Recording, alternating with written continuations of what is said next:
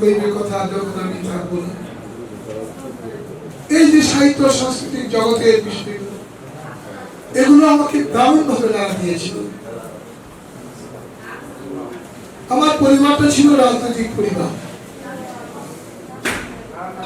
নানা এবং দাদার পরিবার ছিল একটি। আমার নানা ন্যাশনাল পার্টির সাথে জড়িত ছিলেন। তিনি ভালো ভালো কথা শুনতে বলতেন আর শুনতাম। শেখ মুজিব নামে একজনকে বন্দী করে রাখা হয়েছে, তাকে মুক্ত করতে হবে, স্লোগান দিতে হবে, জেলে তারা ভাগবো শেখ মুজিবকে। এটাও সংস্কৃতি। এই সংস্কৃতির বলয় ধরে ধরেই একসময় ছাত্রলীগের সদস্য, তারপর ছাত্র রাজনীতি শুরু করে। কুদ্দুস ভাই, আমি মনে করি সংস্কৃতিবিহীন কোন রাজনীতি হতে পারে না।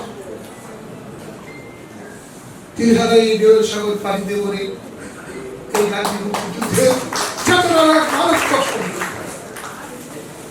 জয় বাংলা, বাংলার জয়, এই গান আমাদের চেতনাকে সালাম সালাম হাজার সালাম, এই গান আমাদেরকে মন প্রদীপ্ত করেছে।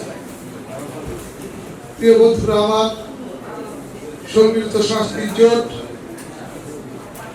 ময়মনসিংহ জেলা শাখার প্রথম সম্মেলন এটি। পূর্ণাঙ্গ কমিটি গঠনের লক্ষ্যে এটি প্রথম সম্মেলন। আমি আমার কথা শুরুতেই এই সম্মেলন আয়োজনের ক্ষেত্রে চেতনার জন্য, প্রেরণার জন্য, সমস্ত উৎকণ্ঠা কাটিয়ে সামনের দিকে নিয়ে যাওয়ার জন্য একজন মানুষকে অভিনন্দন জানাই। তিনি হলেন ময়মনসিংহ জেলা আওয়ামী লীগের সংগ্রামী সভাপতি, আমাদের রাজনীতির অভিভাবক জনাব এহতেশামুল আলম। তিনি বলছিলেন তোমাকে ধন্যবাদ। আমি বললাম তার আগে আপনাকে ধন্যবাদ। এই হলো আমাদের রাজনীতি। প্রিয় বন্ধুরা আমার, সম্মিলিত সাংস্কৃতিক জোট বঙ্গবন্ধুর রাজনীতির ধারক এবং বাহক। সম্মিলিত সাংস্কৃতিক জোট সাংস্কৃতিক অঙ্গনে শেখ হাসিনার শক্তিমত্তা প্রকাশের একটি সংগঠন বলে আমি মনে করি। ভাই, সমগ্র বাংলাদেশ আপনার দিকে তাকিয়ে আছে। সমগ্র বাংলাদেশে আওয়ামী লীগের সংস্কৃতিবান কর্মীরা আপনার দিকে তাকিয়ে আছে। আপনি শুরু করেছেন, শুরু করে যাচ্ছেন, চালিয়ে যাচ্ছেন।